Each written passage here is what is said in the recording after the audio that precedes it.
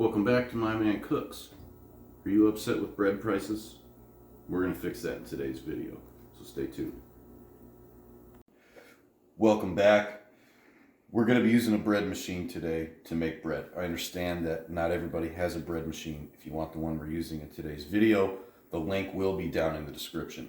You can do this with a hand mixer or your hands and an oven and get the same results. I encourage everybody to make their own bread. Not only is it cheaper, you can alter the taste of it and the texture of it how you want, as opposed to the store-bought stuff. In some cases, it can last longer, and who doesn't want their house to kind of smell like a bakery, at least for a couple of hours? So we're going to go through this. I'm going to take you through the ingredients that I have here, and then I'm going to show you how to not get flour all over yourself. So our ingredients list, I've got 1 cup of water. I'm using beer. I use beer because it adds a different flavor to the bread. Next, I have 1 1/8 teaspoons of salt, or 5.5 milliliters. I have 1 tablespoon, or 15 milliliters of sugar.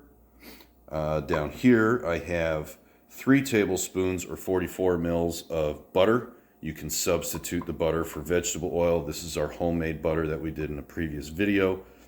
And then I have 3.5 cups of bread flour, or 828 milliliters. And then back down here, the last ingredient that makes everything work is 1.5 or 7.4 mils of bread machine yeast. Now, why the bread maker? This makes it so much simpler. It's not necessarily a mix and forget kind of thing. You still need a little bit of experience with it, just like anything else, just like using a mixer. But this bread maker simplifies the process. You add the stuff in, you check on it every once in a while. If you have post-traumatic stress, this thing will kick on sometimes and mix things together. It'll give you a little bit of a jump, but that aside, this thing's outstanding. So now I'm going to show you how to not get flour absolutely everywhere. So one of the hang-ups with making your own bread is flour gets everywhere. I'm going to teach you how to not do that. When you take your measurements, put it in a sieve over a bowl, okay, a fine mesh sieve. I always sift my flour. It helps all of the other ingredients get incorporated. So I hope that makes sense. So what I'll do is I'll hold on to the bowl, put my thumbs over the sieve, and I'll just kind of gently go back and forth. And it's going to slowly but surely make it down into the bowl. And once I get it to a certain point, I can get a little more vigorous with it, and then get the remainder of it out of there. That goes in the sink so it doesn't make a mess everywhere. There's our sifted flour. I am then going to add the remainder of the dry ingredients except for the yeast. The yeast will go last. So I have my sugar, and I have my salt. Typically, I don't measure a whole lot, but with this, you want to make sure that you measure properly. This is our bread maker's pan. So the paddle in there is going to help mix everything together once we add it. What we want to do first is we want to add our wet ingredients. So this is our 1 cup of beer. Now what I would like you to do is I'm going to set this down, and I want you to zoom in on the lines here, if you can. So when we measure things, you have the line. You have what's called the meniscus, okay?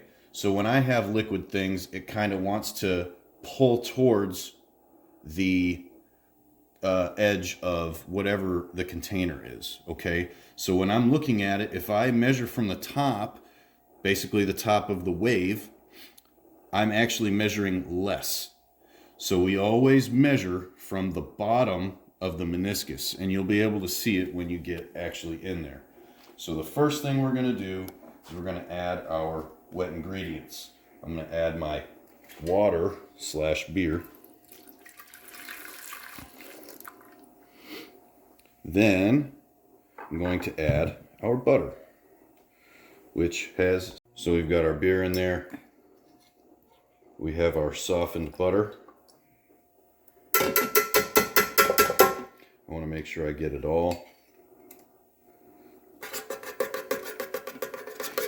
Mix it around in there in the bread pan so I can get the remainder of the butter off of the spoon.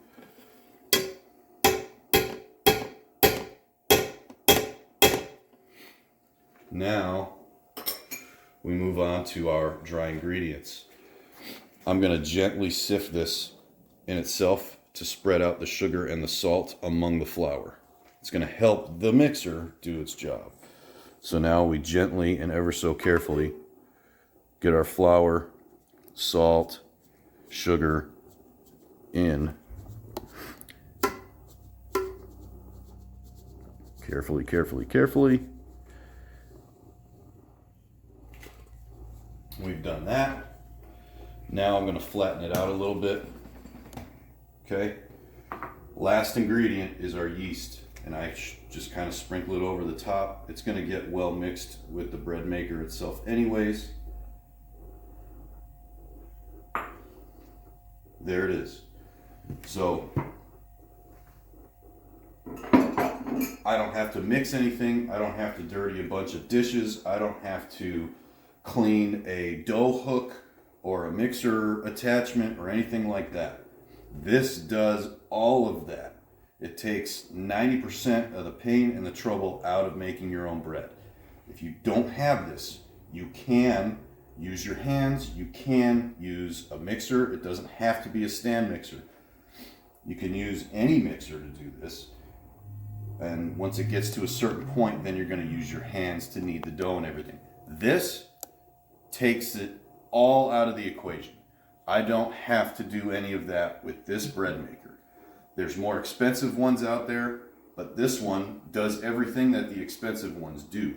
So I'm going to take you through the process of how we get this thing going once we have added all of our ingredients. All right, so now we're getting ready to put our bread pan into our bread maker. It has an unlock lock mechanism, so I put it in kind of canted to the left, and once it sits in there properly, I turn it to the right, and that locks it in place. Okay, I close the lid, then I plug it in. It's going to beep. I hit the menu button, and I'm toggling through the menu. I'm just making a basic bread, which is 1. Now I want to select my loaf size. With the ingredients that we've added, we are going for a 1.5 pound loaf of bread. I can choose the crust color. I can go from light, medium, dark, or quick. We're going to go for a medium crust. Once I do that, I hit start. Now, by any means does this mean we are done, we can just walk away? No.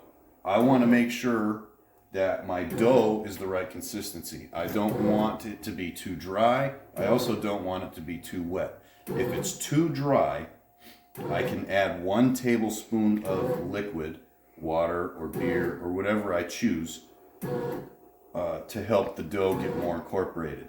If it's too wet, I can add 1 tablespoon of flour at a time just to kind of see if that helps everything out. So I'm going to kind of keep an eye on this for a little bit and make sure that it's the consistency that I need it. As you can see, my dough is fully incorporated. I did have to add a bit of liquid to it, a little bit at a time, but you can see that it's all incorporated. It looks like one thing, and it's going to continue to mix. So now I'm just going to close this up, And I'm going to let this thing work its magic. At that point, I should be done with it until it beeps and lets me know. Can I add other things to it? Absolutely. Once it has become fully incorporated, you can add other things to it. Like maybe some chopped rosemary. Maybe I want to add some crushed garlic in there. Maybe I want to make a sweet bread, something like that.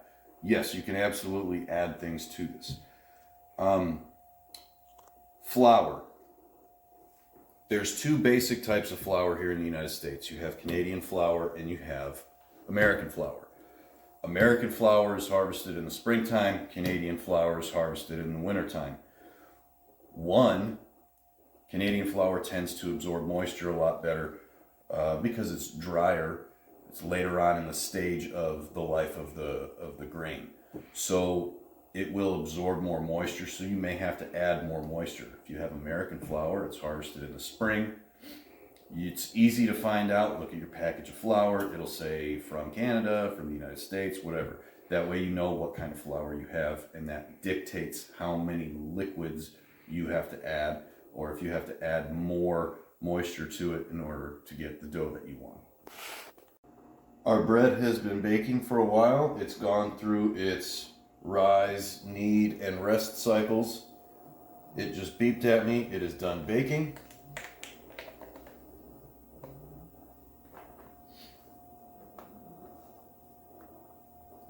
I'm gonna have to get down in there and grab the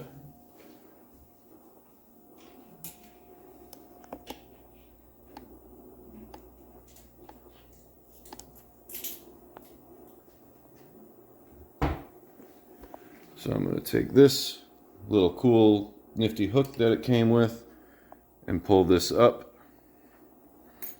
Set that down.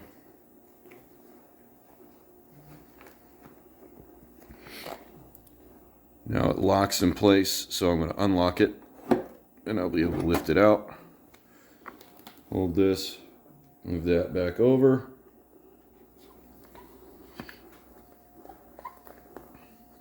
And gently coax it.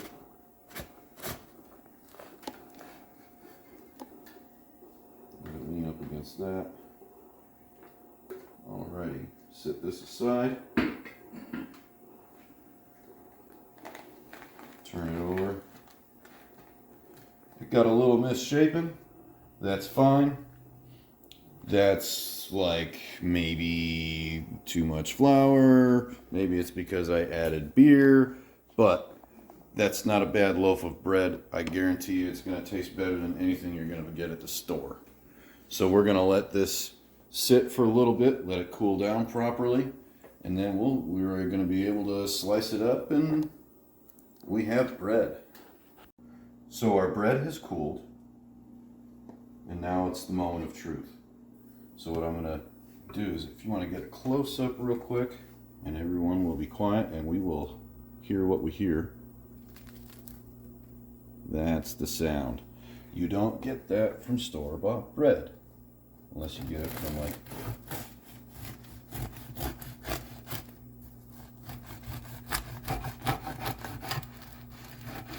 look at that. Oh my goodness. And this was just the basic bread. There are other settings in there that you can go to get different types. There's a French bread that's really good. So here's the end piece, and whatever your thoughts on end pieces of bread were up until this point, forget everything you know about end pieces of bread. These are amazing. They don't ruin lunchtime. So here is some of the bread that we made, the butter that we made. We're just going to spread that on our freshly baked bread. I'm telling you, once you get one of these machines or you start baking your own bread, you're never going to go back to store-bought bread. This is what you're going to do. This is where you're going to live, and you're not going to ever look back. You're going to wonder how you got along without it. So our butter spreads beautifully. And I'm going to ruin my appetite.